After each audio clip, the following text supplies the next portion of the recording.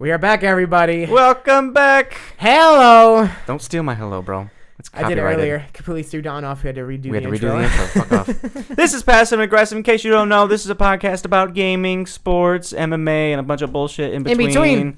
Don't fucking... I'm helping, man. Getting on my nerves already. This is episode 45. We're talking about all our shit that we did. Nick was on vacation. I was on vacation from him. And It's a nice week. Relaxing week for both of us. Bought a new car. E3 happened. The NBA Finals happened. Tyson Fury happened. Bellator 222. Briefly talked about the UFC 238 results. And a few other things in between. Absolutely. So make sure you pay attention. Stay tuned. Stay tuned. And enjoy. No annoying you sound. Stay tuned. Not worse than you. Jesus Christ. Hope you guys can enjoy with this fucker's voice. Talking about yourself? That's rude. See ya. You try to get the nostalgia feeling. Give me the fucking nostalgia game. What the fuck? I didn't buy it. I don't know why you're blaming me, first of all. Brought up Ocarina of Time like I had it. And you triggered me. I'm sorry.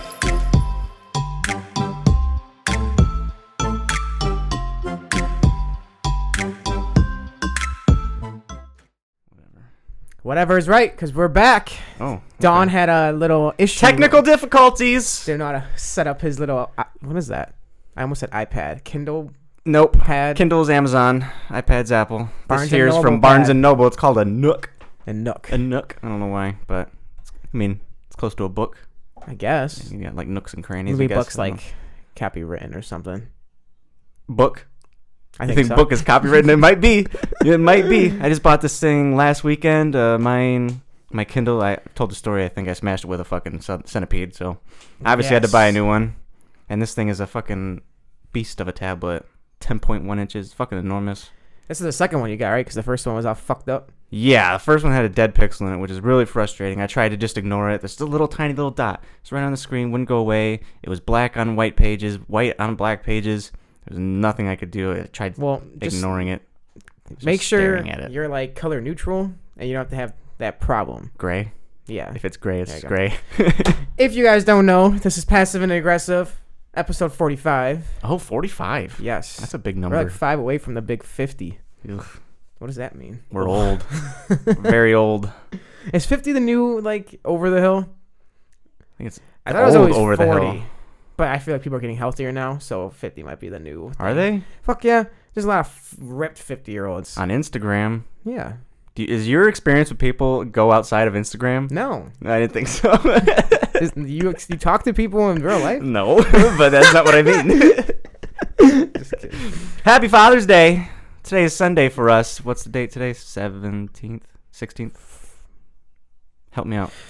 Hang on. Yes, I'll it's use the my new 16th. notes machine. It is the 16th. It's the 16th. Because I was on vacation According from the 10th to my to tablet, the 14th. it's the 16th. Yes. Technology. Here for us. So You guys are probably Father's hearing this on Monday. Day to all the dads that listen to this podcast. All of you. Happy Father's Day. Yeah. Yeah. Anyways, I have had a great week. Great week, you say. Vacation week. This Oh, whole yeah. past week. I've You also guys- had a great week because you weren't here. Oh, yeah. Well, we can talk about that after. 'cause It's not much. Nick Not much to time. talk about, honestly. Anyways, so the first podcast that was recorded or uploaded on Monday was recorded on the prior Thursday or whatever. So we Sure. recorded it ahead of time because I was on vacation Monday from the 10th all the way to the 14th. Yep. And pretty much what I did was we went to Hocking Hills, Ohio. No one vacations in Ohio, first of all. There's a bunch Throw of that people out do. there. There's a lot. If you love hiking I don't. or trails, Nope. I'm not talking to you. You Talking said to me. the audience. If you, okay. the audience, love hiking or in general just seeing amazing views and sights, I really, really recommend going to Hocking Hills if you live in the Midwest region. Because I feel like Ohio or Hocking Hills is up there with like the Upper Peninsula, which I've never been to, but I've heard it's beautiful. Sure.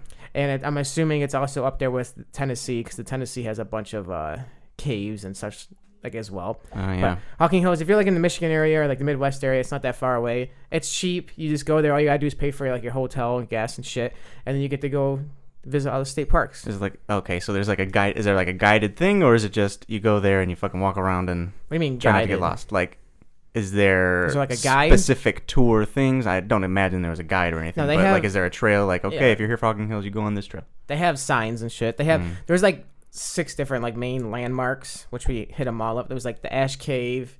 I wrote them down. Old Man's Cave, Cedar Falls, Conco's Hollow Natural Reserve, Rock House, which is my favorite. Rock House. Whispering Cave. So a bunch of like huge landmarks, and pretty much like all of them are within a few miles, like I guess like 10 miles of each other. Some of them are like only a couple miles from each other. So other ones are like 15 miles away, like Conco's Hollow. It's like its own thing. But like Ash Cave, Old Man's Cave, Cedar Falls, Whispering Cave, you can walk throughout the whole thing. Is that creepy? Were there bats? I'm Could have assuming became there Batman. was a shit ton of bats, but not during the day, dude. They hibernate during the day. Where?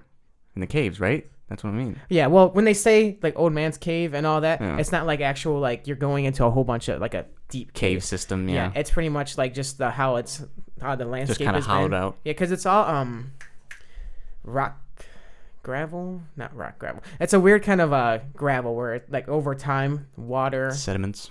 Just it does a shit ton of damage to it over time, and it's formulated this huge landscape. It's just fucking beautiful. Like, I saw some of them. Yeah, there's like giant fucking rock cliffs, not giant, but big pretty rock high, cliffs, dude. and they're like 200 waterfalls feet high. falling down them. Mm-hmm. Yeah, there was the first day we left on Monday, which was the 10th. We got to Ohio and it was fucking raining, so we couldn't really do much that day. So the plan was, okay, we'll just like relax, check in the hotel, maybe check out one place that's kind of close, which we did, and then just get some dinner, relax. And then the second day was a perfect day because it was sunny and it was like 73, so it's not amazingly hot. And that's when we did like a huge, like I think we walked like 11 or 10 miles. Damn. And that's when we did like the Ash Cave, Old Man's Cave. There was this place called Devil's Bathtub, which is kind of like just this huge little, it looks like a jacuzzi because it's like the water's like all foamy and shit. Sure. And it's apparently, from what you read the signs, it's like 40 feet deep, and people have like died there. Like they try to jump in, and it's really hard to get out because like in Jamaica, when we did the Jamaica trip, we literally like went down waterfalls and like slid down like a water slide. Yeah. And you would think that it'd be like kind of sketch because you're on rocks and shit. Very like, you sketchy. might like cut yourself, slice yourself, but right it's open. so smooth because the water just like consistently going down it. Always. So like so it's like there's no sharp edges or anything like that, and that's exactly how it looked at the Devil's Bathtub. So the edges of the pool are like... It's like slippery as fuck. Oh, so Jesus. good luck trying to get out of it kind of thing. It's like The Sims where you put them in a pool and you take the ladder out and just watch them die. I guess. Jesus Christ. It's a very common thing. I'm not a freak or anything. I'm just throwing that out there. You die by taking the ladder out of a pool? They get exhausted and they fall asleep. What happens if you fall asleep in water, Nick? You can't climb out of a pool without a ladder? Oh, no. Sims are stupid. You can't do that. Oh, Jesus Christ. You need a ladder. Dude, I haven't played that since I was a little fucking kid. Nice barking at his Don't mind the little pup. He's doing his own thing. He's not little at all. He's like he's 6 a months. big asshole. That fucker took a shit in the house 2 days Twice. in a row. 2 days in a row. You know, he comes with a little fucking toy. Yeah, lay down, dude. So anyways, overall, like... Did you go in the bathtub? Fuck no. Why would I do that? Making sure. We did do a lot of shit that was off trail. Like you said, like it was guided. So you get to the location of where you wanted to go. The first place we went was Old Man's Cave. Okay. And we parked there, and I like put the backpack on. I was like, okay, we'll do Old Man's Cave, and they'll come back up and do lunch. Then we didn't realize that they're all connected, so we just fucking walked for like 8 hours. Well, I guess we're here. And I didn't. Yeah, and I didn't pack no food or nothing in the backpack, which sucked. So I'm just carrying this fucking backpack for no reason. It's like 15 pounds. My back's super fucking sweaty and shit. And it's like no fuck. We bought water shoes and shit just in case we didn't needed them. Hoodies. Like we didn't need any of this shit, but we should have had snacks. But wow, that was a fail. But over and underprepared at the same time. We learned the next day. Yeah. But we could go through the trails and they tell you like there's a whole bunch of signs that give you some history of like how everything was formulated, how everything was created, and all that shit. A lot of those sites, the landscapes, like Ash Cave, was like a huge meeting area for Native Americans. Which is like, I guess, like, oh shit's going down. Like we gotta come here and like fucking talk shit about out. Shit. Yeah, and I think they called it Ash Cave because they had so many meetings there, and they'd have huge fires when they had these meetings, and the ash would just cover. Like so, there's a shit ton of ash. When we went there, it was just sand. There's like no ash at all. Disappointing. There's a lot of sketchy areas where you can go off the trail, and like it's legitimately like 100 to 200 feet up at times, and like you look down like, man, you fucking one bad trip, you trip over one of these roots. you just fall off. And it literally looks like a jungle in Game of Thrones or in Lord of the Rings, where you're just straight walking through like a majestic area. Like I thought we were in fucking Brazil or like something. untouched by man. Yeah, it looked like. Like the tree roots are like they're growing out of the ground. They're huge, and they're like massive trees, all different kinds. You got all kinds of different animals. And on the first hiking day, we seen a doe and its fawn, snapping turtle, countless frogs, chipmunks, all kinds of birds. Seen like every animal that we wanted to see except a fucking snake. I was pretty bummed out. You wanted to see a snake? Yeah. I'm gonna grab it and scare the shit out of Sam because she hates snakes. Wow. What a great boyfriend you are. Yeah. It was dope. It was the number one thing I like about those, I guess, vacations where I've never even actually had like a trail hiking vacation, but just being in the woods in general, it's like you're away from all the noise of work just and relax life. You breathe in that fresh air. It's different air. Absolutely. And it's just like a huge refresher. So came back feeling good. As soon as I came back, though, I'm not gonna lie, I played a shit ton of Zelda. You are addicted. You are. I can tell. I played like 4 hours yesterday, probably like 2 hours today. It's a lot for me. We'll get to the gaming shit. Yeah. I've also been addicted to games, but we'll get there when we get there. Amazing trip. We wanted to hike for like 4 days, but we only were able to hike 2 of the 4 days because of rain. But on the way back, we went to this. It's called the SOSI Science Museum in downtown Columbus. Okay.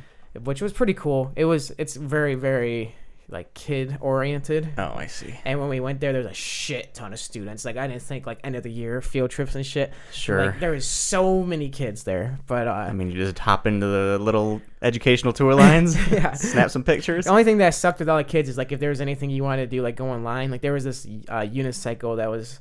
You could ride it on a rope, and like they had you seatbelted in and shit, and you could ride it like all the way across the top, like 3 floors like up. One of those giant ones. Yeah. Oh my god. Pretty cool, but no good luck getting in that line because those kids are just doing it. They go right back in line. Like I didn't want to be that guy, like trying to like get in their way and shit. So like fuck that. But we went to this planetarium.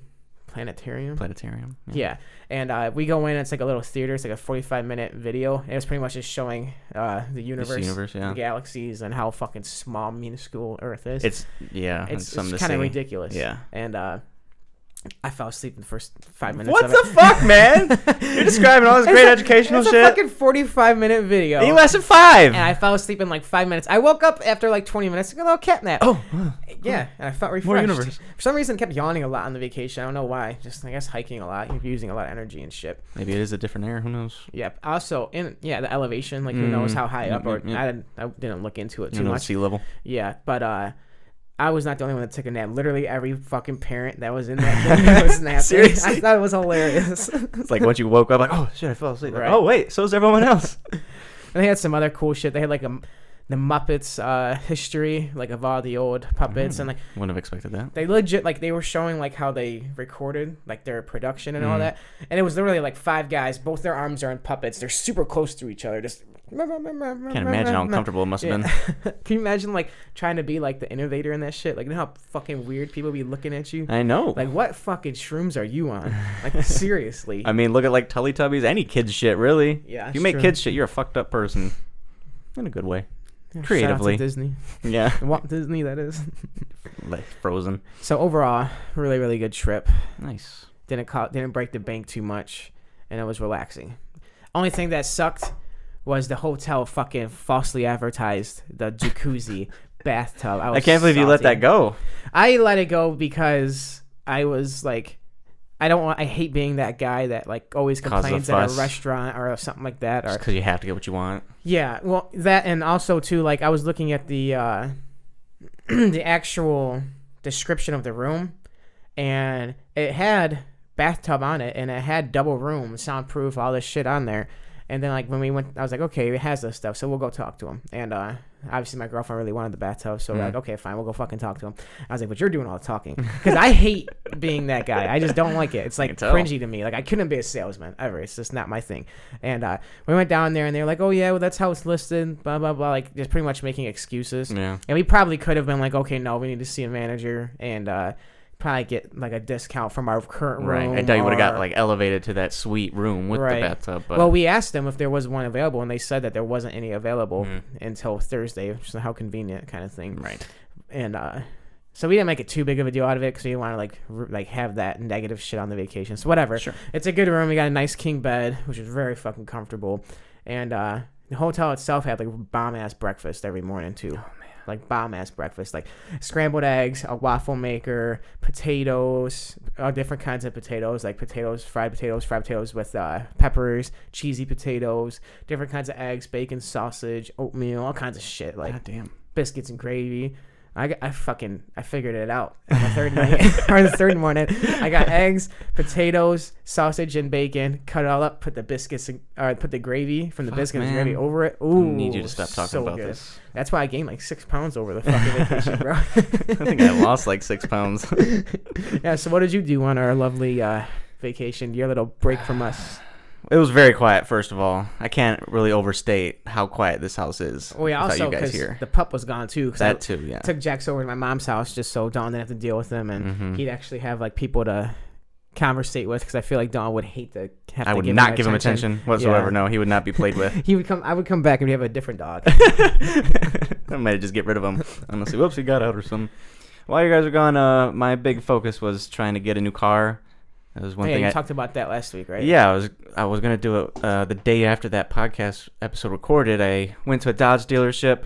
I wanted to just upgrade my Dart to a Charger or something. You know, just get something newer. My car is kind of Charger, crappy. No big deal. Yeah, NBD. But I got to the Dodge dealership and apparently my car is worth fucking nothing.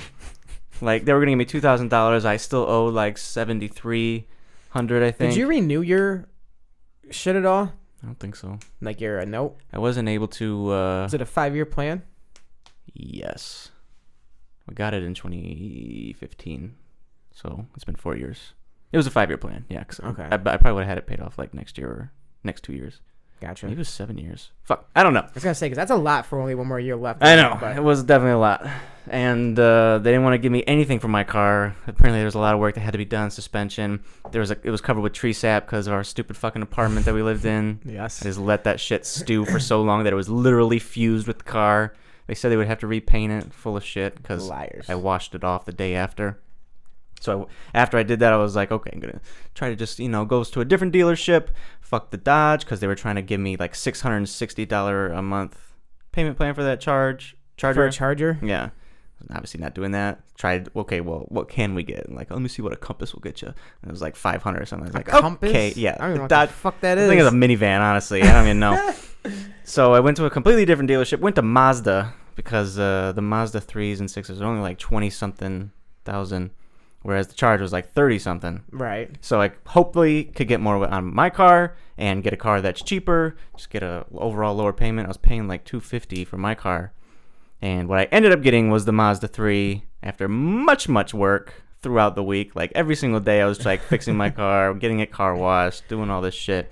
That's the thing with those dealerships is they'll try to take it, like, depending on the salesman, but from my experience, like they're always trying to finagle you, they lie about car shit. Salesmen are the worst. They're scum of the earth. Yeah, but this lady was really nice. She was super polite and she's just telling us that she wants us to get exactly what we want. I ended up getting like $300 more than what Dodge would give me for my car. Woo! I know.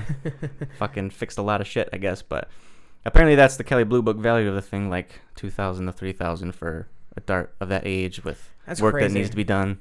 I know, I bought it for like $16. It's horseshit. I guess maybe Dodge Darts don't have like a huge resale value. They don't at all, no. That's good to know. Especially, I was getting towards 100,000 miles. So I was like on the edge, so I like had to get rid of this. I couldn't just sit on it and try to pay it off some. Which is bullshit. Well, I mean, does the mileage have that big of a deal? Oh, yes. Apparently, if you go over 100 miles, like they're going to have trouble even selling the thing.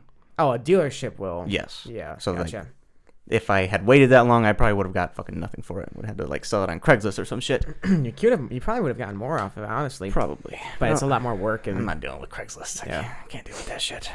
So I did end up getting a Mazda 3. It's 2019.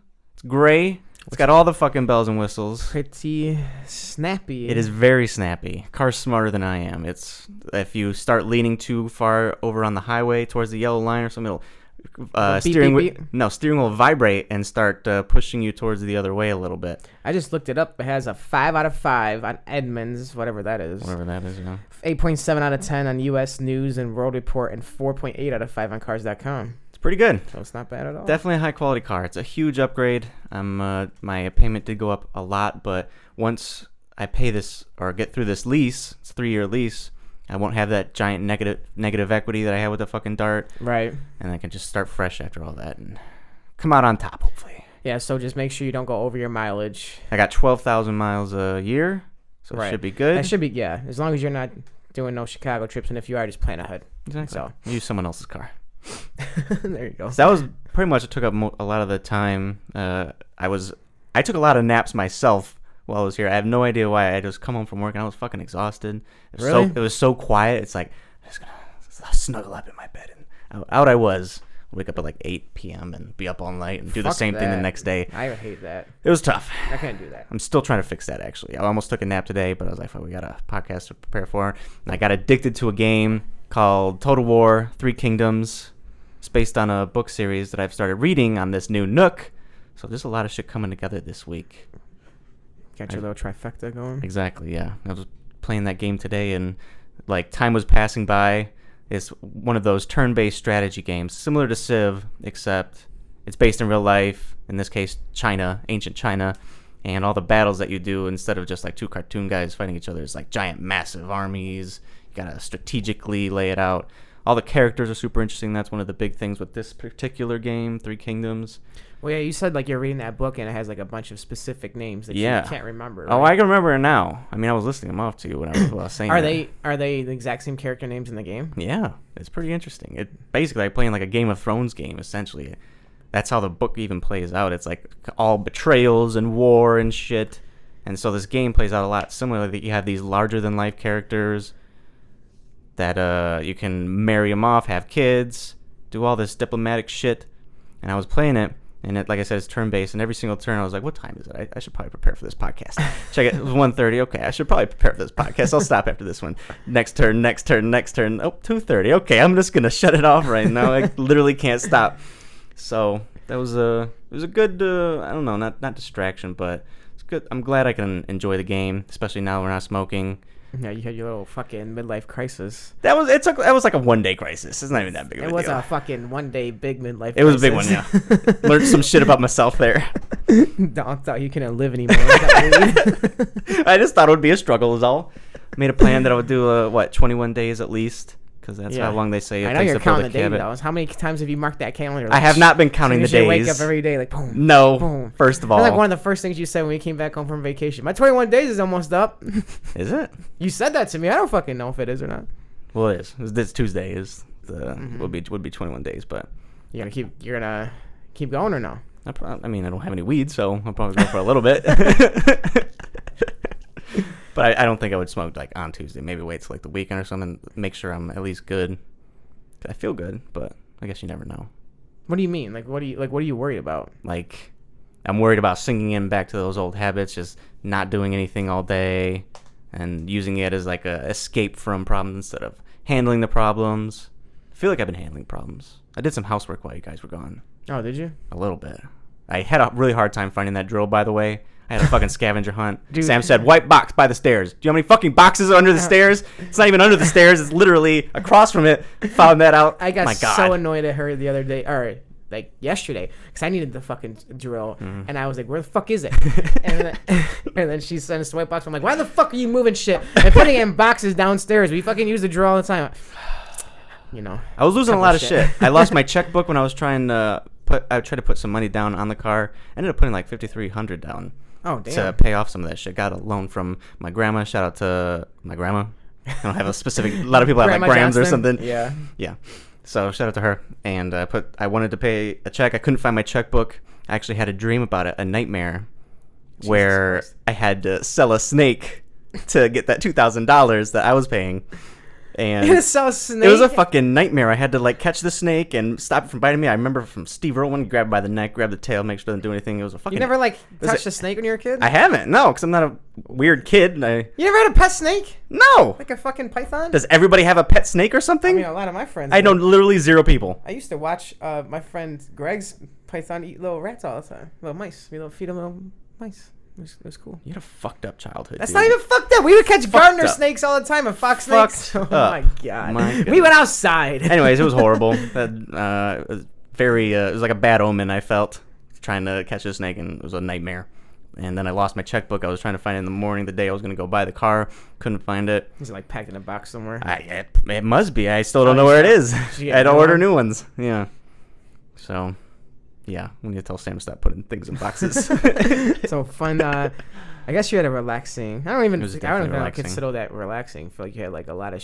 It was kind of a lot of shit Buying to do, a car is but like a high stress thing for me. it was. But like I said, I was glad I was able to come home, enjoy some games. I'm reading this book. I'm pretty far into it. I think that was the tablet just makes noises sometimes. I don't really know Way what to for. be professional. Sorry, guys. So I did have a lot of good relaxing time, and it was a good experience. I wish you guys had stayed longer. Thanks, pal. You're welcome.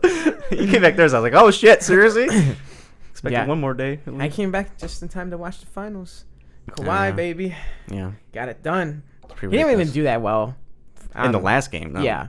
He still averaged like fucking 29 points a game. Or We're not there 30 on a game. sports yet. So you said Shout out to Kawhi. you've been addicted to a game too, you said, right? Yeah, Zelda. Legend of Zelda. Breath of the Wild.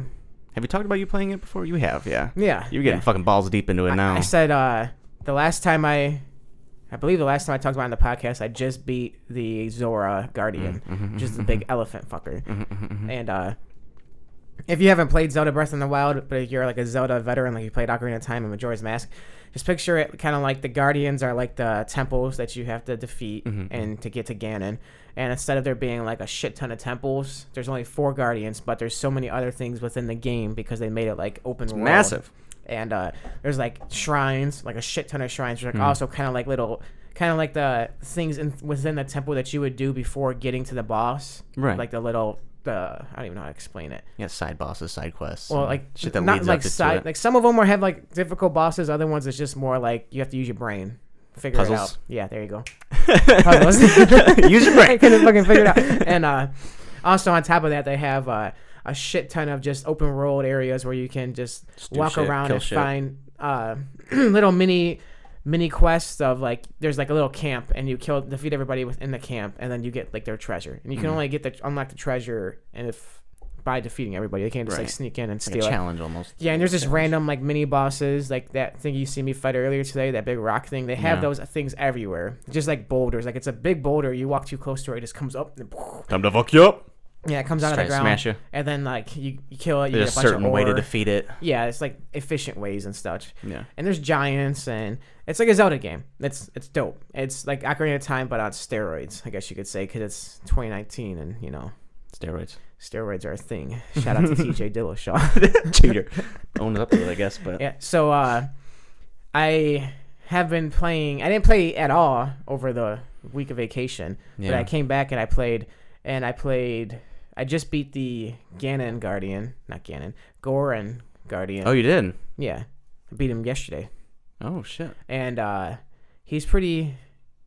he was harder than the Zora boss. The Zora boss was pretty easy just because I know how to defeat Zelda bosses so well because Sure. I played Ocarina of Time like a million times. I like 100%ed it and all that. You know the tricks they try to pull. Yeah, and this one I couldn't figure it out. Like in the very beginning, I was like, okay, he has a little eye, one little guardian eye. He like shoots shit out of it, so I'm just gonna fuck him up, shoot ice arrows Shoot in his him up. eye because Little he's a bitch. fire boss. So I shot him with ice arrows, and every time you hit him in the eye, it would stun him. So I go running over to him, hit him with the sword, and then once you get him down to half health, he just teleports away, and he gets this big aura of protection over him.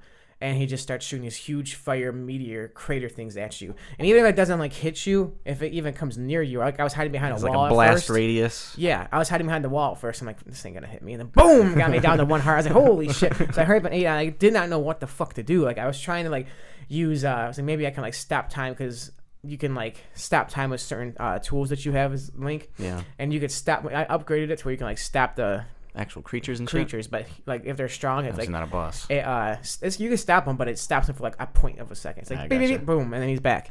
And then I was trying like, maybe this is like Ganon and Ocarina of Time where he throws his shit at you and you gotta hit it back with the sword, and it comes flying back at him and it breaks the fucking shield, and you can go do it. So I took like fucking 4 meteors to the face trying to fucking. You figured it out. I was like, maybe I'm not timing it right. Maybe I'm like, okay, I don't think this is what you can do. And after like 10 minutes of dicking off, like each of the 4 guardians that you have to defeat, at one point they were good guys. Like they were on Zelda's like whole king. Right. They were on their side to defeat Ganon, but Ganon was like, "Oh, I'm smarter than you." I'm just gonna use these weapons against you. Yeah, he corrupted them all, and so the guardians are all corrupted. But within all 4 guardians are like the 4 heroes that try to help you defeat Ganon 100 years ago.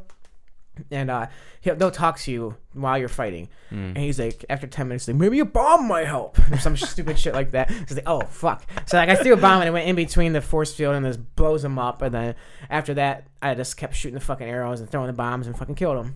Wow. So I did that. I also cheated. I finally looked up. I don't know why you didn't do this before. This is an integral part of the game. The only reason why I didn't want to look up anything within the game, because like I said in a couple podcasts before, I just wanted to enjoy the experience. Like it wasn't about trying to be as efficient as possible, completing things, because then it doesn't make it fun. It feels like a chore. So I was like, okay, I'm just going to have fun with it. But then you told me Zelda Breath of the Wild 2 is coming out soon. So I was like, okay, I better like get shit cracking. And one thing I really wanted to get done was all the memories. Like I don't think I broke down the storyline in this game at all, but basically like Ganon defeats you guys, you and the 4 heroes 100 years ago. You get resurrected 100 years later, and you're trying to defeat them by yourself, unlocking other guardians to help. But you don't retain your memory throughout all that. And you have this little tablet. It's called a Sheikah Slate, which I still hate on it. Cause what? It's 21st century, bro. I'm literally have a tablet in front of me. It's a DS and shit. I'm like, come on, it's Zelda. But whatever. So like on the Sheikah Slate, there was old pictures, old photos that you took, like little screenshots, like nudes and shit. Selfie. And him and Zelda going to town. Jesus a couple Christ. of them on there. It's like just a kid's game, that bro. was on like the rated R version of the game. There's which we didn't buy. Such thing. He's fucking stupid. None of this is happening. Anyways, so there's 12 different locations, and I found 2 of them legit. The other ones I had like no idea where the fuck they were, because I was not that deep in the game yet. But I was like, you know what? I want to just get this done over. So I looked up all the locations, and there was some of them that I should have had already. Like I could fast travel to all of them because I had the shrine locations for them and such.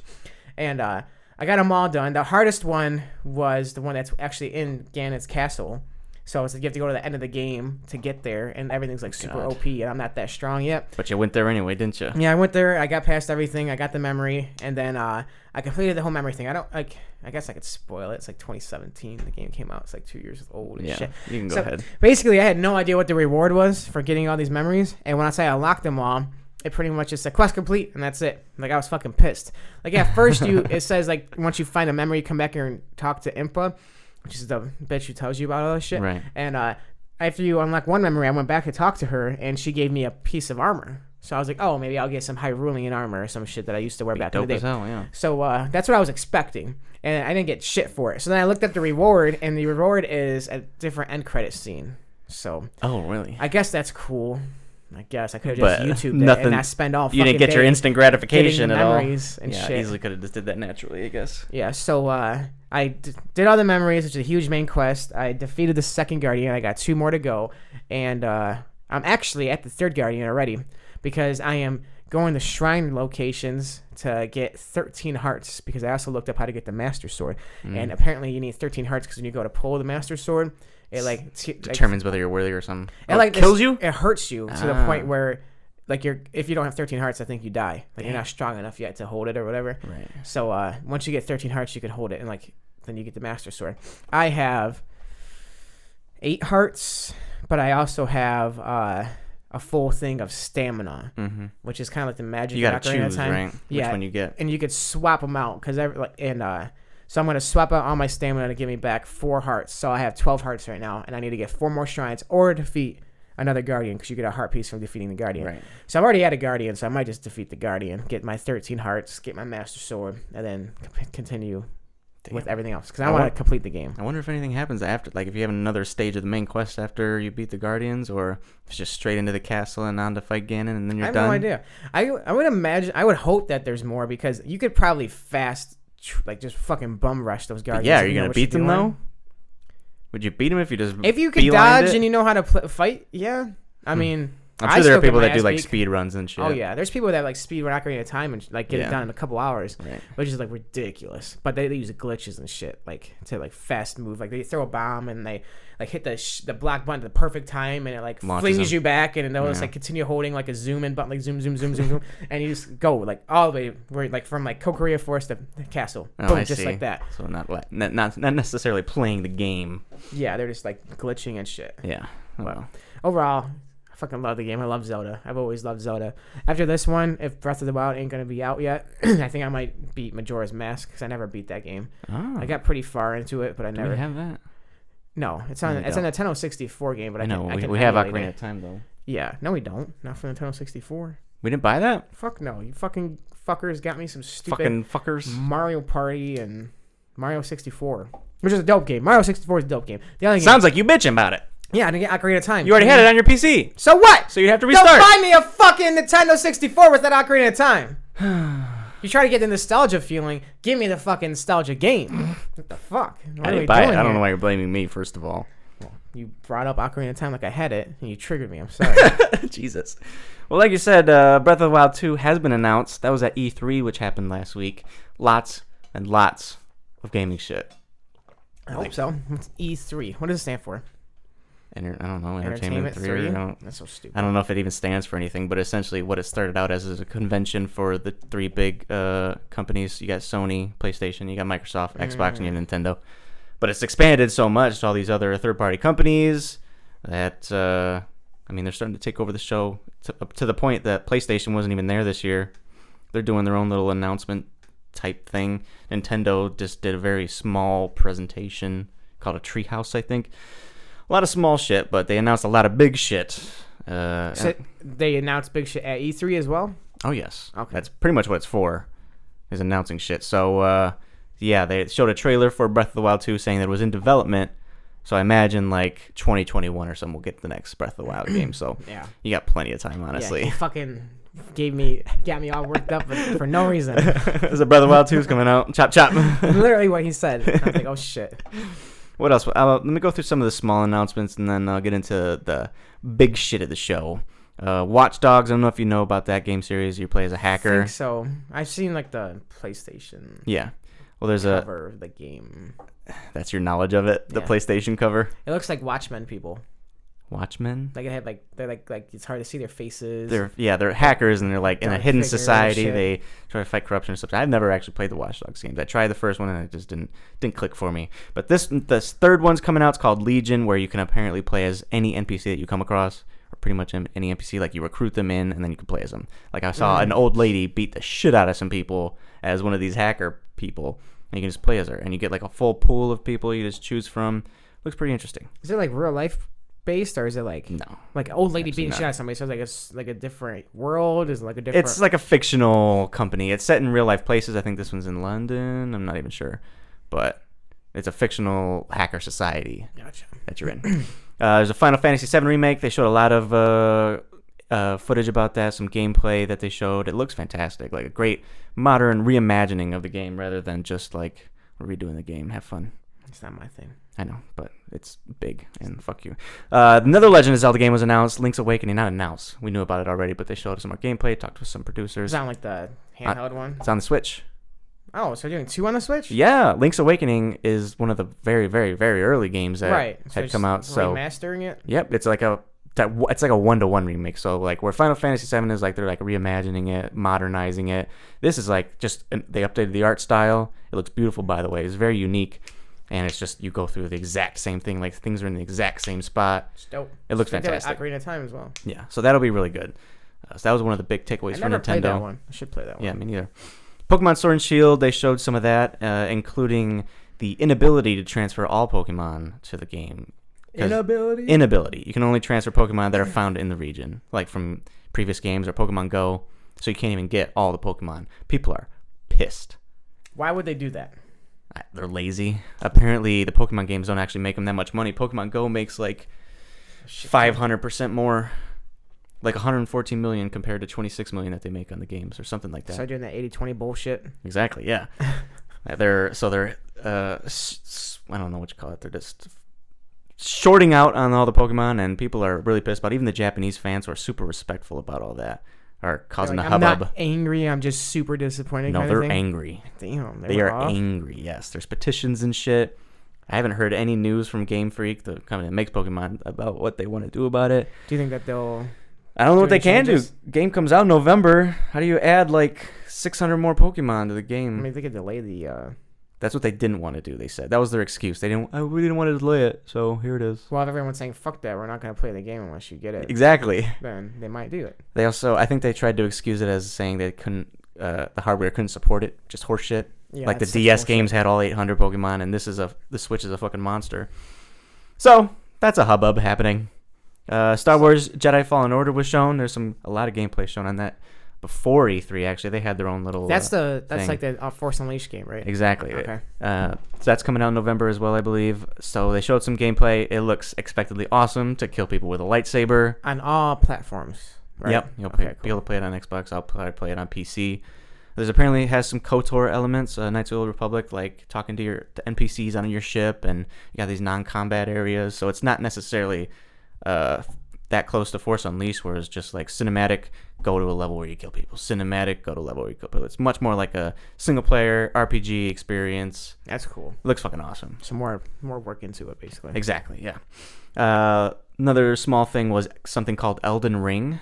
It was made by the producers of Dark Souls, Bloodborne, and Sekiro, which just came out, I think, last year, and it got like 90-something ratings. Essentially, they make super hard RPG games where you gotta like... Similar to, it's like every single fight that you do is a boss, like in Zelda. It's really hard. Would you consider Zelda a hard game? No. Me either. I don't think so. It's for kids, bro. Fuck off, man. It's not for kids. No, it's not. You're right. But this game has creative input from George R.R. Martin. Oh, shit. Author of Game of Thrones. He, like, made the entire lore of it. Well, I'm glad he did that on his spare time instead of finishing the fucking series. You don't even read the book. Shut up. What does it matter to you? Fucking ruined the show. Fuck you. You didn't ruin the show. What are you talking about? You ruined it. You're crazy. It looks spectacular. They released a trailer for it. It looks super interesting and unique. You should check it out. Elden Ring. Definitely check it out. So that's a small shit. That was small shit? That was small shit. There's two big games that I wanna mention. First was what's being called the game of the show, like pretty much like MVP of E3. Okay. It's called Cyberpunk 2077. I don't know if I've told you about it before. I think I have, but maybe. It's one of the most anticipated games of E3. It won game of the show last year as well, where they showed like 45 minutes of gameplay, and this time they showed a big trailer, and there was apparently a demo that you could play on the floor.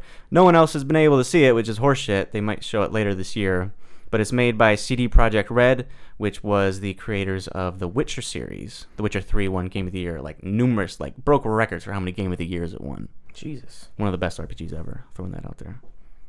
Makes Breath of the Wild look like a Shut your fucking mouth. Makes it look like a kid game. Zelda is the best video game series Not biased of all whatsoever. All time. It swept awards again this year. Cyberpunk did. It capped off Microsoft's conference. You may have seen Keanu Reeves there. Yeah, because he's playing in the game. He plays a big role in the game. Apparently, I'll just go through what the game actually is. You play as a character named V, who you can customize. Like they didn't show the character created at all, but there's a ton of different options, including like choosing a different gender or whatever. You're in a narrative open world. The game is massive, like enormous. It's called Cyberpunk. I don't know if you know what the Cyberpunk like genre is. I have no idea. It's like, do you know The Fifth Element? That movie with Bruce Willis. There's a Netflix series, Altered Carbon. It's basically like a hyper-futuristic world with like lowlifes in it. So it's not quite dystopian or anything, but there's some scummy people in there, but they got like fucking robot arms and implants and all these different things that you can customize. Kind of like a different reality, basically. Exactly.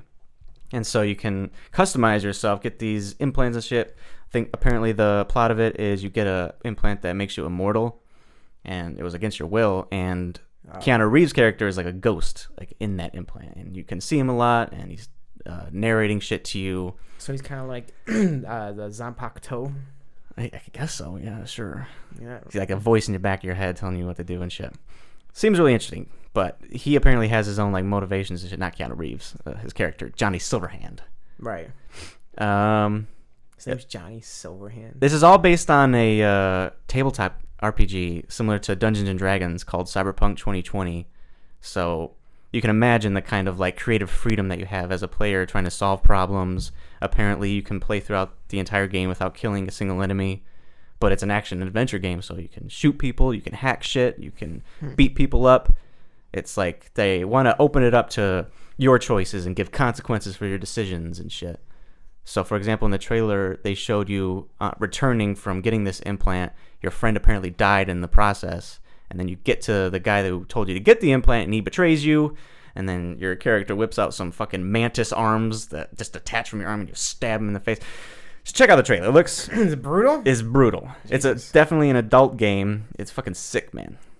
It promises player freedom, consequences for your choices, dynamic day and night cycle, no loading screens between the areas, numerous interesting characters. So you said that it was also like the MVP of E3 last year? Yeah. When the fuck does it come out? It's been announced like... I think it was announced like 6 or so years ago. It's ridiculous. It is ridiculous. It's a massive game. It better fucking live up to the hype. It has That's so much on it. They might Batman vs Superman themselves. I don't think so. The game looks fantastic. The only downside I've heard from people who have played the demo is that the driving, you drive a motorcycle, it feels kind of arcadey. That was literally the only downside I've seen. What does that mean? Arcadey. Like gamey. Like It's a fucking game. I know, but the rest of the game is so grounded in realistic shit. Like the player moves with weight, you know, the way you'd expect them to, and apparently moving to the arcadey driving is just a little jarring. Like it's like too easy or something? Might be. I don't know. I haven't heard that many details about all that, but apparently also the gunplay, like you shoot people and they just absorb a lot of the bullets, which I guess could be a problem, but I mean, it's a fucking game. To make it like more difficult to kill certain people? Yeah. So instead of like making the AI smart or anything, they just made them bullet spongy and you just shoot them a lot. But you have multiple ways of handling the enemies. You can choose not to kill them at all. You can beat them in the face with your implant arms. You can just walk right past them. Definitely be interesting. Bro. We'll see what happens. Yeah, that'll release April 16th, 2020, which is interesting because, like I said, so they actually have a release date now? Yeah, April 16th. Was that always the release date? No, that was announced at E3. Okay. So that's super exciting. That's probably my most anticipated game of my lifetime. We'll see. Okay. We'll see. Also, that was announced, and I showed you the trailer for this, Marvel's Avengers. Yeah. Video game from Square Enix and Crystal Dynamics, who did Tomb Raider, the latest Tomb Raider games. They showed that trailer, obviously, which it looks awesome. Apparently, a lot of people are upset that the characters don't look like the MCU versions. I don't know why. They kind of do. Kind of, right, but not quite. Like, Thor isn't obviously not Chris Hemsworth. Right, but still. He looks mighty as fuck. He says that, apparently, too. Like, I forget what the exact quote is, but I'm here to save you, for I am mighty. But apparently he's not like the Thor from Ragnarok or anything. He's more akin to the Thor from before then. Yeah, not the lamer Thor. Well, he's not really like a smartass in the comics either. Right. That's what this is based on, the comics. Right. Much more like Marvel's Spider-Man, where you had, your Peter Parker. Obviously, it wasn't Tom Holland or no shit. But I mean, it wouldn't be a bad thing to make him like the MCU characters. That would be awesome, right? But how can Thor is fucking hilarious. You can't expect fucking Chris Evans, ScarJo, that kind of shit. I don't know why people are so upset about it. Like, they requested them to change the designs. I seen a fucking clip on Instagram, on Batista's Instagram, and it was like at the very end of Endgame, and they're talking about like everybody knows who the leader is, and then Chris Pratt's like me. He goes, yes. I just started dying laughing. It's so funny. Apparently, a lot of the banter in the game is not quite up to that par, but I feel like people maybe expect too much out of this because of the high expectations the MCU set. But that's like one of the best movie series literally of all time. Well, that and if that's going based off the comics, they Spider-Man was like very quick-witted, very like funny. That's his character. That's what he's supposed to do. Thor, Captain America is Captain Serious. Yeah. Thor is fucking a god. He's mighty. The Hawk is Hawk Smash kind of, unless he's Professor Hawk. Right. I don't think he is. Iron Man, he seemed like he was a smartass in there. Which is cool. And all the voice actors for these people are like top end of the industry. Like Nolan North, he did a lot of Uncharted and so many things. And he plays Iron Man. So in the trailer, it shows Captain dying, right? He's on this helicarrier, right? It has a specific name specifically made for the Avengers for this like celebration they're having called A-Day, Avengers Day. And they get tricked into... who was that? Who was what? Was it Doctor Doom? It's Taskmaster. Taskmaster? Yeah. I wasn't sure if that was DC. Taskmaster? Yeah. There's somebody that's like on DC. He might... Very similar. He's definitely not a DC character. There might be a DC Taskmaster. Like the same name and shit? Yeah. Well, apparently he sets them up to appear as villains. So that's where the game... I don't know if that's where it picks up or if that's just the results of the plot or whatever. But you play as all 5 of these Avengers. That's all they've shown so far. Thor, Hulk, Iron Man, Cap, and Black Widow. So I don't think Cap dies, obviously. Right, but I'm saying that's what they think he... Yeah, they make a statue for him and all kinds of shit. So there was some gameplay that some people got to play. They never fucking showed it, because fuck us, I guess, for not going to E3. It's Deathstroke is who I was thinking of for DC. You were thinking of Deathstroke? Yeah, they look like exactly the same. No, they don't. Yeah, they do. In the comics, not Teen Titans Deathstroke. Are you sure? Yeah, I'm almost positive there's someone else similar to Taskmaster. It is definitely not Deathstroke. Deathstroke doesn't have like a hood or nothing. Yeah, he does. No, he does not. He wears a mask. Dude, I'll look it up. Okay, look it up. But some people did get to play the game, and they were able to report on how you're right. How the heroes play. For example, Thor and Hulk are true to the movies. You know, Thor... Apparently his abilities are similar to him in Ragnarok, where there's fucking lightning just all around him, and he's blasting it down like a G. Thor is like one of the most powerful characters in Marvel. Yeah, definitely overpowered. I don't know who designed to put a god in the superhero series. Yeah, it's gonna be hard to like want to play as Black Widow. I don't know why she's a playable character. Hulk, obviously, you just smash things, which I mean sounds incredible. Apparently, you can like run in walls and jump around and shit. Vision instead of Black Widow. They haven't announced whether or not they'll add more heroes or nothing, but I imagine like they said they're gonna be treating this as like a live service, so there's gonna be a lot of updates going forward. That'd be cool if they add characters, like new Wolverine. Suits and shit. That's what first thing I thought when people were complaining about how the suits look and shit. Like they're gonna add new suits. Like, do you know how many suits are in Spider-Man? Right, significant amount. And they keep adding them too, right? Always, yeah. So I imagine the same thing will happen here. What else? Iron Man apparently. Oh my God, Jesus Christ! Jax is caught on our microphone. It's okay. Technical walking away like a little asshole. Oh, and now he's coming back. Great. Flying as Iron Man apparently feels a little restricted, but I guess it's understandable in this. It's not necessarily an open world game, I don't believe, but you're in each level. It segments you into a different character. So you'll play as Iron Man and you'll fly around and blast people with your fucking laser arms. Sounds awesome. And then you go to the next level and you'll play as Cap on this helicarrier or whatever. Beat people up, throw the shield, much more close to Spider-Man or the Arkham games. Which, I mean, were fantastic combat-wise, so it's not like they're going to pale in comparison. But, I mean, yeah, playing as the humans like Cap and Black Widow, even with all their gadgets and shit, obviously not going to compare to busting shit down with Thor. I hope that's a good game. But, like, that... Little things like that, I feel like can make or break a game. Like Spider-Man, like how open world it is one of the best things about that game. True. And if they're gonna make it to where like on certain levels you're Iron Man, but you can only fly like a little bit certain spots, it tells you to like fucking turn around and shit. Yeah. Like, other than that, it could ruin the fucking game. Could. But I guess be optimistic about it. It looks incredibly cinematic, especially from the trailers. I think it plays out a lot like Spider-Man. So you do the game, and then you get these little events, that little quick time events. You press a button if you're doing it or whatever. Oh, I see what you're saying. God of War. Yeah. Like where you're killing the fucking boss and you gotta hit the buttons right, or you fucking lose. Exactly. Rather than it all just taking place like in the game as you're destroying shit or whatever. But it feels like a Marvel movie. Apparently, that's what they say. It feels like an Avengers movie. I feel like that's what you're looking for, right? That's what I'd expect.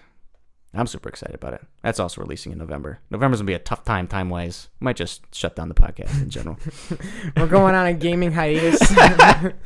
Wouldn't doubt it. That's all I got for E3, though. It was lit. It was a lit weekend. Especially with the finals happening. Like it was very difficult trying to balance my attention between E3, the conferences that were happening, and the finals. Did you even watch any finals? Yes, I did. Okay. I didn't know if you did or not, because you didn't even know when I texted you on Monday. You didn't even know what was on. I was like, oh shit, I forgot. Yeah. So you watched that whole game? Not the whole game, but when you told me, I picked it up at what, the second quarter, third quarter, whatever. I don't know. You might have watched it in the first quarter because you watched KD get injured. Yeah, I did. I saw like I didn't even know if I see him make one shot. I see him make. And then he went down with a fucking calf injury. You show me the close up of that shit, and it looked awful. Yeah, that's not what he had, like, the calf popped or whatever, the calf muscle spasm, but his Achilles heel fucked up too. Wasn't that what the Achilles heel is? It breaks and pulls up. Yeah, but I don't think that's what we've seen. I think that was just his muscle spazzing. Gotcha. Yeah, that'd be fucking awful, man. That's fucked up. Like, I remember on the last podcast I was talking about KD, and I was hearing from, like, Max Kellerman and Stephen A. Smith that it's up to him when he decides when he wants to play again. Mm-hmm. And I feel like all that pressure from just the media telling everybody that, like, I thought he was healthy and he just wasn't playing because he didn't want to risk getting injured. I mean, he's putting up shots and shit, yeah. But if, like, hindsight, he actually wasn't. Obviously, he wasn't healthy. Like, the doctors are cleared him to play. Probably, like, I don't know why they did that unless they're just trying to write it off so they can just fucking get him out there. But it was a huge risk, and now look what happened. Like, his whole fucking, that's like the worst thing that could happen before his contract year. I know he's gonna be out for like a year now. Yeah, with that injury. I still hear that a lot of teams are still going to give him the max contract no matter what, just because they're willing to bet on KD coming back. Mm-hmm. But, like, who knows how he may not even come back the same. Yeah, but Achilles injuries aren't what they used to be. Neither are ACLs, which is what unfortunately happened to Clay in that last game. Who's had, like, a horrible fucking Kobe Bryant, bro. Yeah, he wasn't the same after. He came back and dropped 60 on his final game. He was old as shit. That don't count. It does count. It's a factor. KD's not old as shit. All he has to do is put up shots. KD is old. He's like 32. Look it up. He's at least 30 something. I think he's 30. Let's see. But seeing Clay go down and the Raptors obviously subsequently winning the finals in that game, it's a little tough. You can't obviously excuse. He's 30. That's still old. Not he for got, a prime like, what, player. like 6 more years? I'd say 5, yeah. 5? Yeah. And Kobe was at like 38. One of them's already gone because his injury. And then who knows if he's going to come back in and be at the same kind of workload. He's not going to be the same level. Definitely not. But he's not. Horrible. It's not like his career's over. No, I'm not saying his career's over, but I'm saying, like, the mystique of Kevin Durant being the best player in the NBA could be done now. Fair. Because, like, Kawhi's only, like, 26. Giannis as well. Yeah. Zion coming in. Anthony Davis. Like, that's fucking sucks. That does suck. Like I said, Clay's out as well. He's gonna be out for a majority of the next year. Probably come back February. And you think the Raptors would have won even if he didn't get injured, right? Kevin Durant? No, Clay. Yeah, I thought that Toronto was gonna win regardless. Even if KD was coming back, I felt like the mystique of Kawhi and like how that it just word, motivates. Huh? Word of the day is mystique. Yeah, I used it twice now. He motivates his team to a different level. Like, you see how hard everybody was playing on the team. You see how much Kyle Lowry improved his game, and just everybody seems like they are playing the correct game to play against Golden State. Absolutely, and he's definitely a leader by just playing his game. Yeah. Doing what he needs to do, hustling. I heard a lot of people saying, like, if Kevin Durant wasn't there, there's no way Toronto wouldn't have won the championship at all. Like, everybody's admitting that. Like, I definitely think the odds would have been way in the favor of Golden State, but I don't think it would have been possible. I was thinking Game 7 they would win, but I was also like, I think that would have happened. I think if Clay didn't get hurt, I easily could have gone Golden State's way, because once he went down, they boxed out Steph. He had like 21 points. He couldn't do anything. I mean, he took a shot at the very end to take the lead and bricked it because he had 3 people on him and he was fucking flying through the air. His last shot, he had an open look. He just missed it. And I heard him in the interview, post-game interview, and he was like, I have no regrets. I seen the rim. I take the shot. And, that's what you do. Yeah, he's like, that's the kind of shots that me and Clay take all the time, and we live with them or we die with them, and that's how it goes. So true. I respect it. Like, it's a good way for the Warriors to lose the championship. Dude, dynasty's over. Because their fans can be like, oh, getting excuse it, stay on their little hiatus. Because of fucking Clay and KD and blah, blah, blah. Yeah. Which I personally think that the reason why these injuries happen, like, I don't think it's just sheer bad luck. Right. I think you go to the finals 5 years in a row, there's definitely a durability issue. Absolutely. And if you don't manage the time of the players well, which KD was playing like 40-something minutes a game, like, these injuries, you up the risk of those injuries happening. Right, if you're not taking perfect care of your body, like LeBron's status, and 12 hours of sleep a day and look at Toronto and what they did with Kawhi. Like, when I can't play today. Okay, like, absolutely, whatever you say, we're going to make sure we have the right team there, the right physical therapist there, get you where you need to be so in the finals you can perform. And even then, he was still injured. Like, he played through, like, the last two series in the final, like the finals in the Western or Eastern Conference finals. Like you could tell he was fucking limping around and shit. Yeah. Like he was banged up. And he still fucking hustled. Right. Oh yeah. He averaged 28.5 points per game on 43% shooting throughout the finals. Yeah, it's ridiculous. He only had 22 points with 6 rebounds on that last night, but obviously the Toronto showed that they're a complete team. Yeah. And he don't, like he said, he don't care as long as they win. Exactly. He don't give a fuck who gets the points as long as the team gets the W. It is impossible not to like Kawhi Leonard. I think, he's third all time in this postseason in points. First one's Jordan, second one's LeBron. Yep. LeBron last year, or 2 years ago? 2016. And then Kawhi of this year. It's pretty insane. Kawhi is definitely putting the stamp down as one of the best players in the NBA right now. I think he's the best. He likely would have captured, if there was an award for best player in the postseason, he probably would have won that just because he led everyone in points, rebounds, And steals yeah. for the last 2 months. What in the shit? He's a fucking animal. LeBron doesn't make the playoffs, and all of a sudden Lou LeBron shows up. Now we got 2 of these fuckers. What's crazy is now with the Anthony Davis trade, imagine if Kawhi goes to the Clippers. That is high odds of that. Then you're going to have LeBron versus Kawhi like on a fucking monthly basis. That'd be a fucking Battle series. of LA, you know. I think it'd be dope if fans are going to be split. I think it'd be dope if he stays in Toronto, though. I heard he bought a home in there. I heard that too, but I also heard them in the interview ask him if he bought a property in Toronto. He goes, no, I did not. Oh, okay. It's maybe fake news. Yeah, it could be fake news. Maybe he's in the process of buying one or whatever. Maybe he just doesn't want people to know. Yeah. But oh, well. That's awesome for Kawhi. For sure. He said in his post, the conference or whatever, he kind of was throwing shade at Spurs in a way, like subliminally dissing them. He's like, it just feels great to know that I have people that believe in me here, or like people that believe in me. Felt like a lot of people thought I was lying, or a lot of people thought that I wasn't like injured, blah blah blah.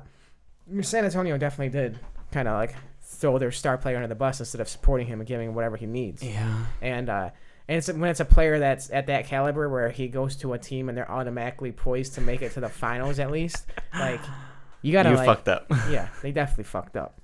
So pretty ridiculous. So he's the first player to win the Finals MVP in both conferences. Yes, and now he's with LeBron to have a Finals MVP on 2 different teams, and Larry Bird or some fucking his that statistical fucking masterpiece they put together throughout the playoffs hasn't been done since Larry Bird in 1984. Yeah.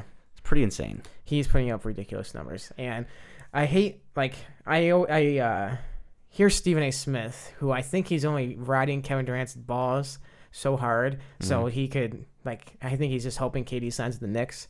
So again, he's like a huge Knicks fan, so I think he's like saying he's constantly saying that Kevin Durant's the best player. Stephen A. Smith just chases the controversy because that's what gets the views. That's literally all he does. Yeah, I agree with that as well. I'm sure he knows like a shit ton about the game. Obviously, he's super knowledgeable. Yeah, and the players and all that respect him too and his opinion in that. So he's definitely somebody who it's not like an invalid source to get information.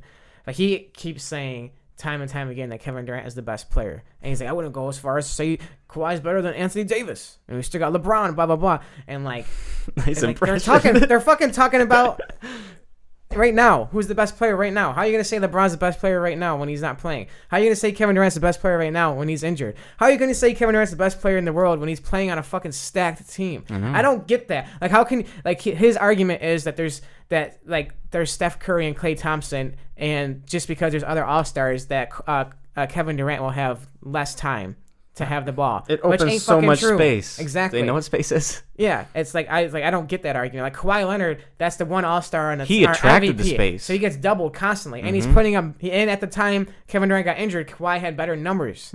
So it's like, how can you say that Kevin Durant's better than Kawhi? Like, put Kevin Durant on Toronto. Let's see them go to the finals. Put Kawhi on Golden State, and let's see anybody beat that fucking team.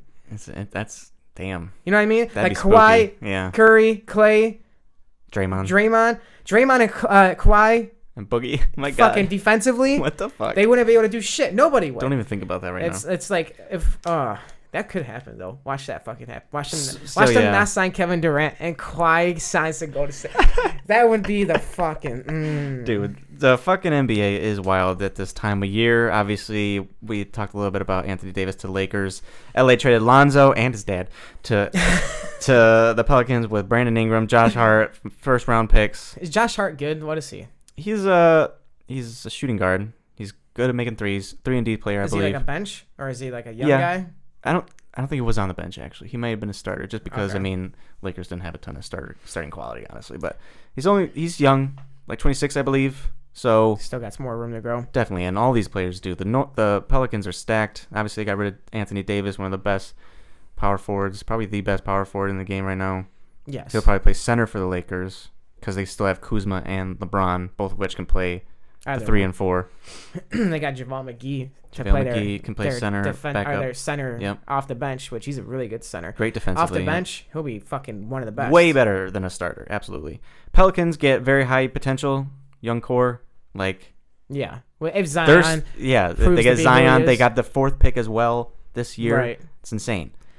The other two they got 3 first-round picks. The other 2 Yeah. picks, I feel like, aren't going to be as like It depends on how the Lakers amazing. do. Right, which the Lakers are going to do amazing. AD and LeBron, I seen this stat, like the last time that if you combine their stats last year, the last combo to have those stats was Kobe and Shaq.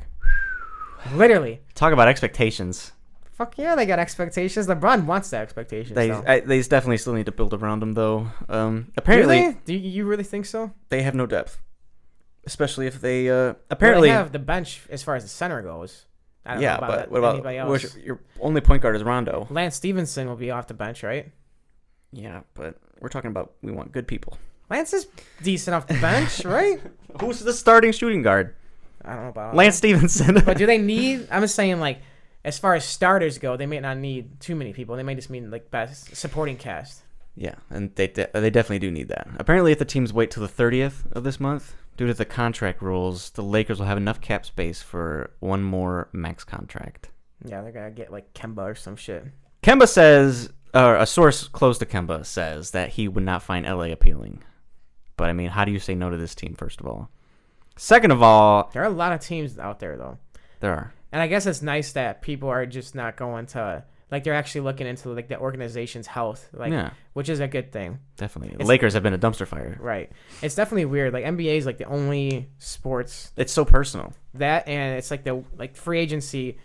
One player in free agency like makes or breaks a team. Changes the landscape of the whole conference. NHL and NFL, maybe NFL, I don't know. Not Maybe really, MLB, yeah. but NHL, like you can sign the best player on free agency, and your team that doesn't guarantee shit. It just helps your There's chances so a bit. many yeah. people because like they have like so many players. They got 4 lines offensively, 3 lines defensively. Like NBA is just like you got The your parity is so starting different. 5, Like and the then your difference bench, between couple people. Anthony Davis and the next best power forward is fucking enormous. Whereas I don't think that gap exists in the NHL.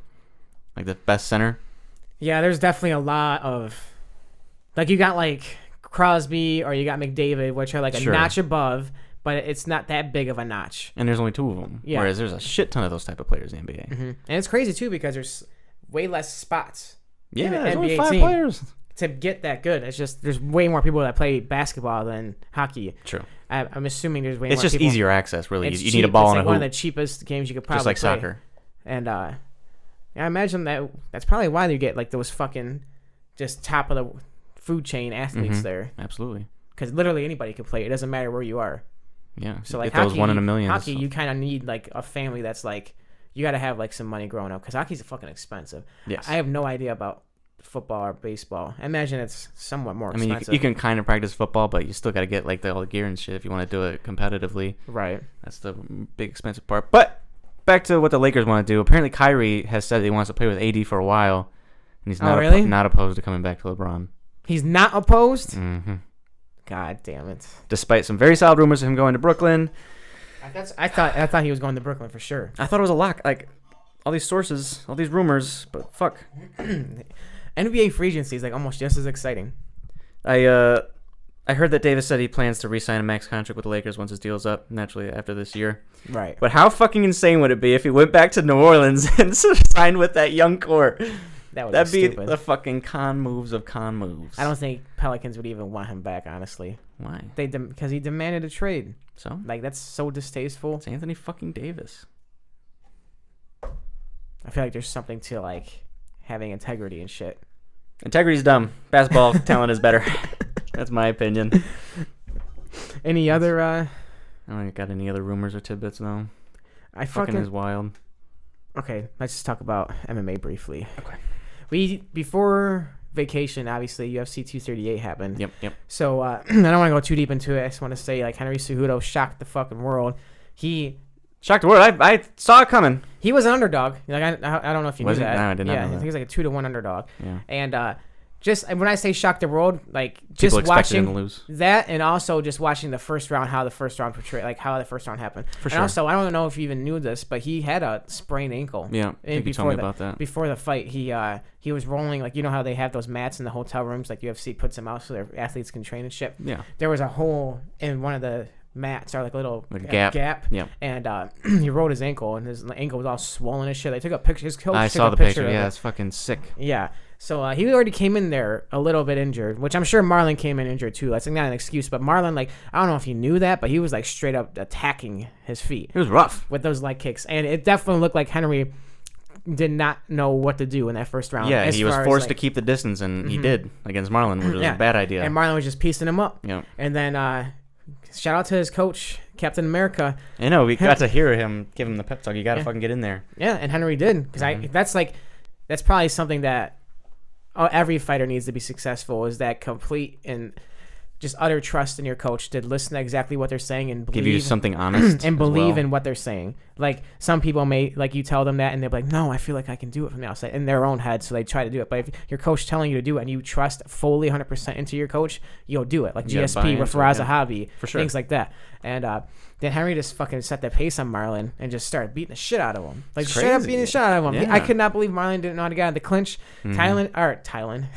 Henry just landing those fucking knees, and it was an unbelievable fucking fight card. Right. It really was. So, one of the reasons I picked Henry when we were doing our picks is because I just felt like Marlon just was due to be humbled like that. Oh, you felt like he had too many first round, definitely 30-second knockouts. He was way too high on his own shit, and you can tell, like, he definitely underestimated him. Henry's definitely high on his own shit, but like you said, he's got the supporting cast.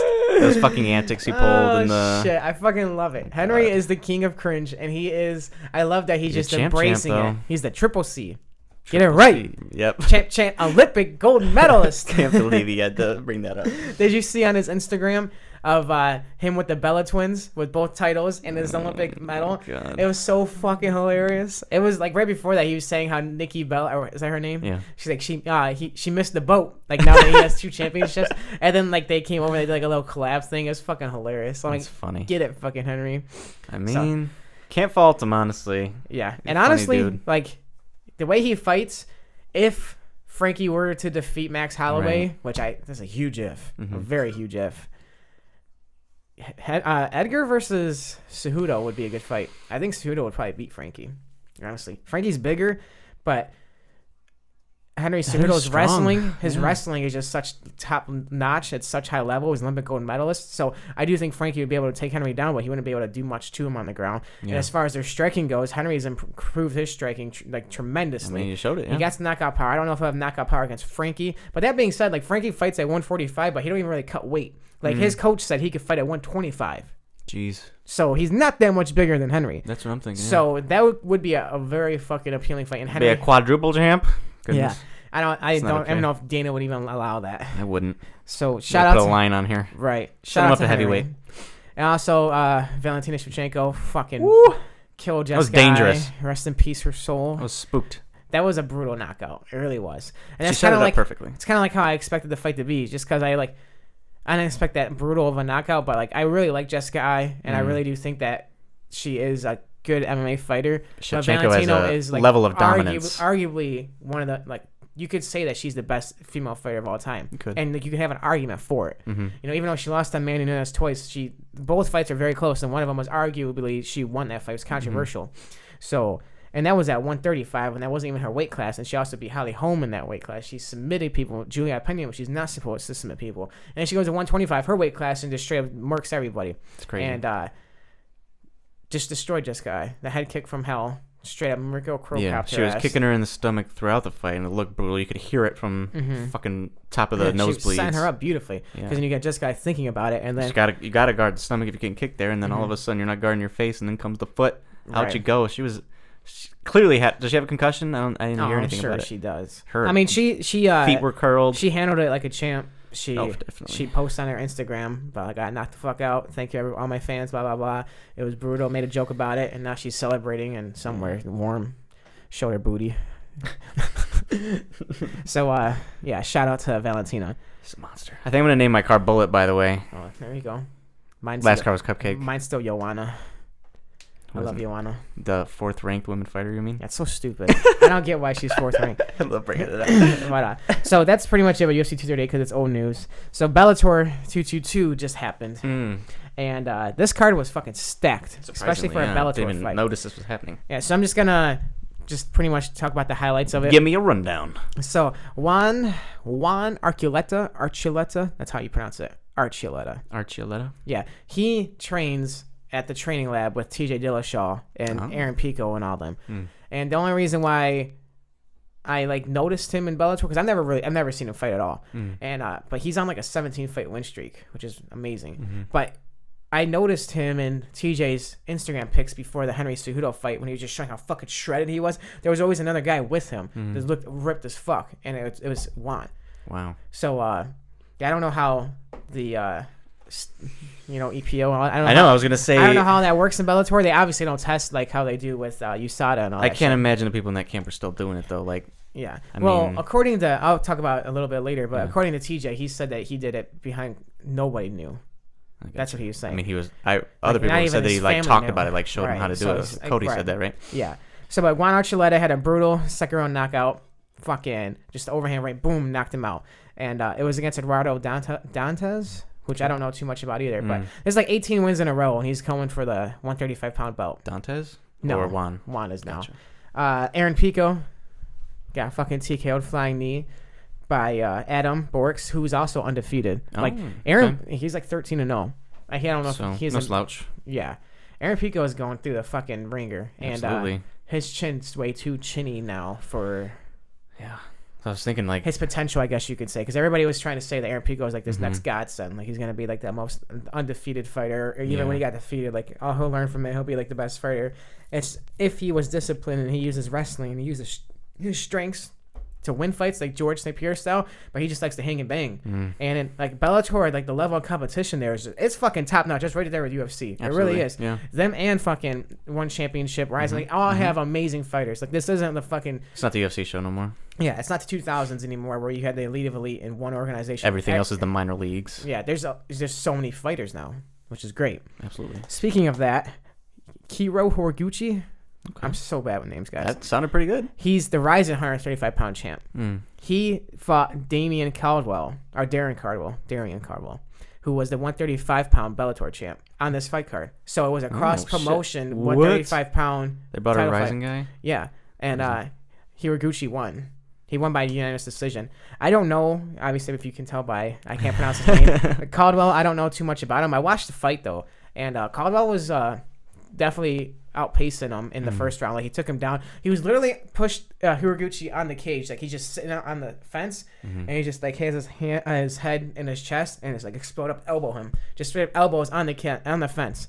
But Horiguchi just stuck through it and then just imposed his will. You could tell Caldwell was getting tired, and then he won unanimous decision, which is cool. Pretty dope. So you got a Rising fighter who has a belt in Bellator and a Rising. And Scott Coker, he's welcoming these cross promotion fights. I think that's smart as hell. That'd be crazy if they do that with UFC one day, because they're kind of like boxing kind of thing. Also, Dylan Dennis beats Max Humphrey first round armbar, which, if you guys know, I am the biggest Dylan Dennis hater. That being said, apparently he tore his LCL completely before the fight. Dennis did? Yeah, and he still took the fight anyway, and obviously he won the first round. I don't know if that's true or not. I don't think you can believe half the shit that comes out of his mouth. He said Max Humphrey had 30 fucking professional fights. He said that man had 30 fights. He's way more experienced than I am. I haven't had any amateur fights or nothing. He has he's 3 fights in Bellator, 4 fights in a different organization, 12 amateur fights. 30 fights my ass. Unless he's talking about amateur fights that aren't on the. But he was talking about that for himself as well, so. Right. So he's it's just you can't really. I don't know if I believe him. Yeah. Don't fuck. You could say this about Dylan. He is definitely talented. That being said, don't be he talks this high horse, and I just can't wait to see him get humbled. That's all. Yeah. He's another guy that's due. Yeah. When he fights somebody for real. It was a very clean armbar, though. Oh yeah, His his jiu-jitsu is top notch. Yeah, let's see him fight Gary Tonin in MMA. Gary Tonin. You've been calling that for a while. Gary Tonin beat Dylan Dennis in jiu-jitsu twice, and he's undefeated in MMA in Ryzen, and he fucking whoops. His striking's like really good. I think Gary Tonin will fucking work Dylan. You clearly want to see that. Fuck yeah, dude. Also, Lyoto defeated Chael. Oh yeah. Chael retired, which was kind of bittersweet or heartwarming, like wholesome. It was very wholesome. I listened to his post-fight conference, and it was rough, dude. It was getting me emotional because he was saying like how he made a promise to his dad that he was going to become a champion, and his dad passed away. And Brett Okamoto from ESPN, I asked him like, he's like, if you could talk to your dad, what would you say? And Chael just like voice breaking. He's like, I tried my best, like just straight crying. I was like, fuck, that's rough. Happy Father's Day, guys. Yeah, you showed me the finish, the flying knee that knocked Chael down, and then the TKO. Yeah. He had, I don't know if you've seen it in the first round, but Lyoto landed like same exact knee in the first round, but Chael looked like he just got knocked the fuck out. Seriously? Like boom, and he just goes flying down like almost stiff. But Lyoto like swarms him and like puts Chael back, and then like Chael just starts defending and like. What would have happened if he just left him?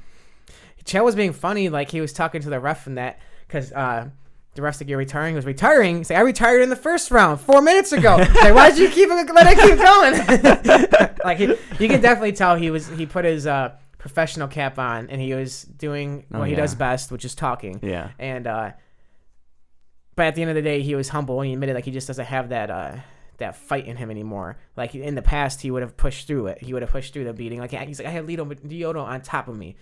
He's like, I'm a wrestler. He's like, that shouldn't happen. Yeah. So he's like, you gotta respect Chael. You really Absolutely. do.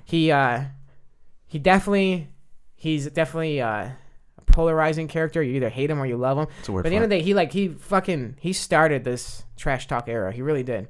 Like he brought Steve Austin. He brought the WWE entertainment aspect into MMA better than anybody. Like Tito tried it in the very beginning. It's cringy weird. as fuck. Yeah. You know, Chael did it better than anybody, and arguably still does it better than anybody. He could be the GOAT. Probably the wittiest. Oh yeah, and he's a good fighter too. Great, amazing wrestling. You know, he's tough as fuck. He's never turned down a fight.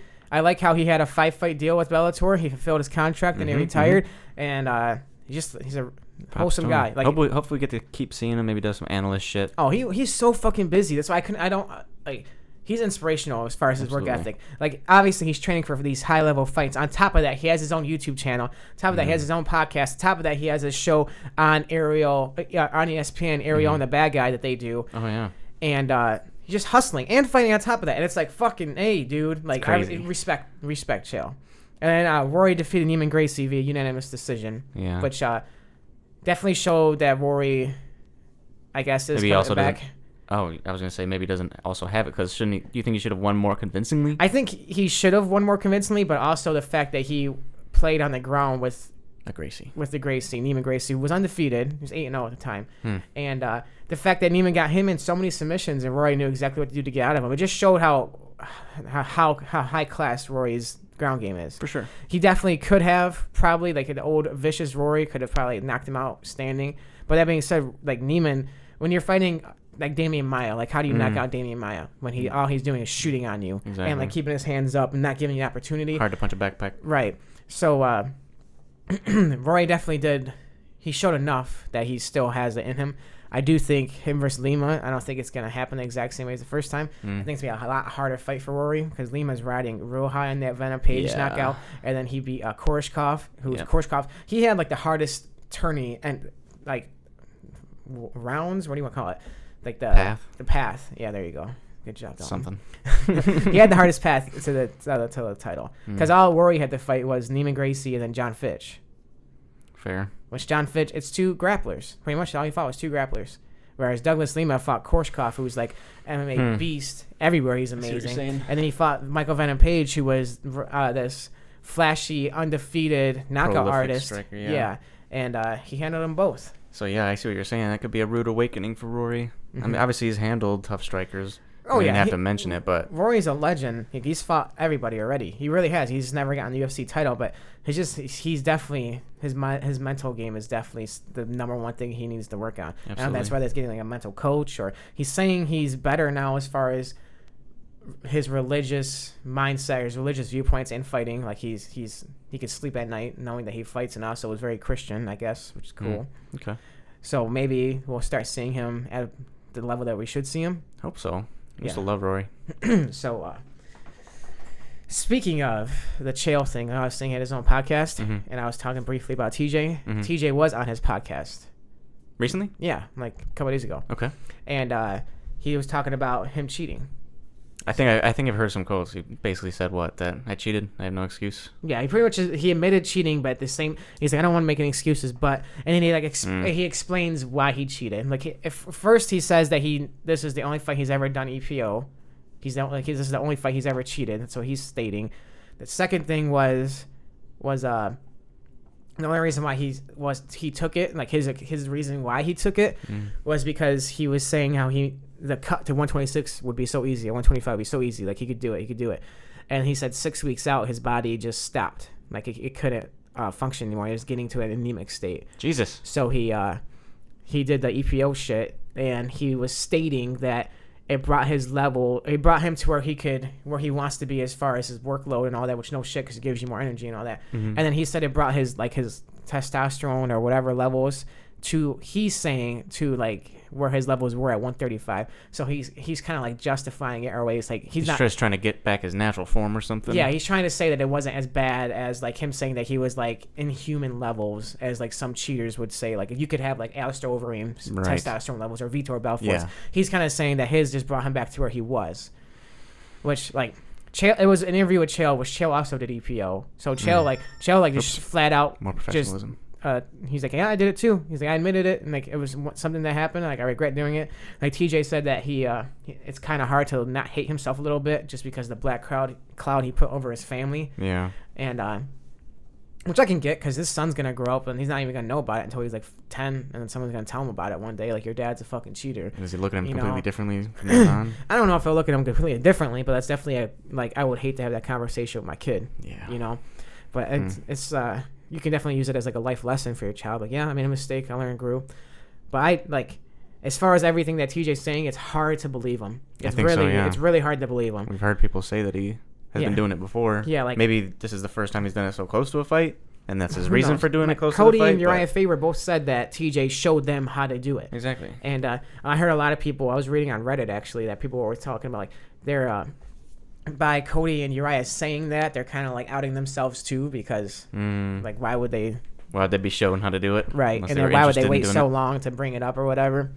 But Cody brought it up before their first fight. Yeah, like talking about EPO and shit. And just because he shows you doesn't necessarily mean that you're gonna do it. Right. Like, I've seen people do all kinds of shit. Doesn't mean I'm gonna fucking do it all. Yeah. So I definitely, it's like I said, it's hard to believe TJ. I love him as a fighter, as a competitor. I feel like he has the mindset to go like leaps and bounds over everybody else as far as their workload. For sure. But he's a cheater. And like when you have somebody with that mindset and they cheat, that's when you get like the greatness of it in like a distasteful way. Yeah, so, John Jones. Yeah. So, I mean, we'll see. I feel like he can definitely redeem himself, but it's bitter because of how the two knockouts that he did to Cody Garbrandt. Right. The fucking Henan Barao beatdowns that he did to Henan Barao. Like, he's saying that he didn't have EPO at all and any of those things, but it's hard to believe him. Right. It really is. Yeah. So let's see him come back now. See how he is. Yeah. Let's see fucking 2 years from now. And then if he still performs at that level, then maybe there was something to that. But as far as right now, fuck you. Connor, snake. I like it. I'm with you. Another thing, briefly, Tyson Fury. Yeah. Unbelievable. I watched that entire fight. He fucked up Tom Schwartz, who I looked him up. He was 25-0 before the fight. Like, he was undefeated. Tyson Fury, it was 2 rounds, right? In the first round, he just like jabbing him constantly. This is pretty much hitting with whatever he wants. Just picking at him. Yeah. And he got hit a couple times, but nothing major. Like, nothing. Not that it matters even. Right. And then he's a chin of chins. Yeah. And then the second round, his swagger just started happening. He's like, his first round, he has his hands up, and the second round is slowly down. And then by the end of the second round, he has both of his hands down. Muhammad Ali him. He's just looking at him, giving him that fucking, like, fuck crazy you, I'm eye. better than you look. Yeah. And then he was just straight up, this, like, I showed you that little sequence of him, like, bobbing and weaving, like, 5-punch combo. And then he just straight up just swarms Schwartz. Like, he continues it was a TKO. So, like, he kept peppering with shots, and it overwhelmed him. Until they eventually called it.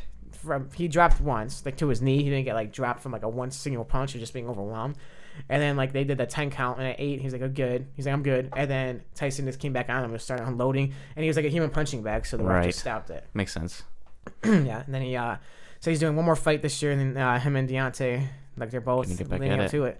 Nice. It's a good fucking time to be a boxing fan. Like I'm not be a combat sports fan in general. Oh yeah, you're right. And heavyweight boxing is like entertaining as fuck. Like UFC heavyweight, like heavyweights are just something to them. Like watching those big motherfuckers go at anything could happen. Right. And the trifecta that was at heavyweight with Anthony Joshua, Tyson Fury, and Deontay Wilder. Now you got Andy Ruiz in it too, which is cool because now you can do the rematch with Ruiz and Joshua, and then you can do the fight between Fury and Wilder, and then you can do the winners. Yeah. And even the losers, you know? True. It's cool. It's a good thing for boxing. A lot of avenues. Yeah. It's very interesting. Yeah, that's pretty much all I got. Also, shout out to Nate. Like, you showed me that picture yesterday. He looks looking ripped shredded, as shit. huh? I saw... Remember you said, is Nate going to be motivated? I saw on Reddit, that's where I got the picture, and people were saying, like, it's the lighting, folks. Just chill. I was like, are you serious? People wish they looked that good in that lighting. I think it was on Reddit. I watched it, too, and the top comment was, oh, so we're taking bodybuilding now.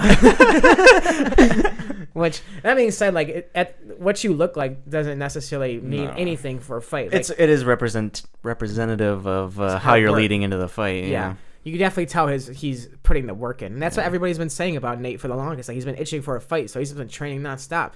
And I can't wait to fucking see it. It's coming up, dude. When is that? I think it's July. Seriously? Yeah. Or I think it's August. July or August. Let me see. That'd be fucking exciting. I'm so fucking excited for this fight. August 17th. So it's 2 months. It's not that far away. And Pettis just had a grappling match with Masvidal yesterday, which was a tie. Nothing special. Okay. But it's cool. Like, he's staying active in that sense, too. You got to. Yeah. Also, speaking of Father's Day, which is a pretty lovely note, Masvidal had an ESPN thing where he was reading a letter that he wrote to his dad. And he had no idea his dad was listening to it the entire time, and he was like in the same same room as him, just behind the door.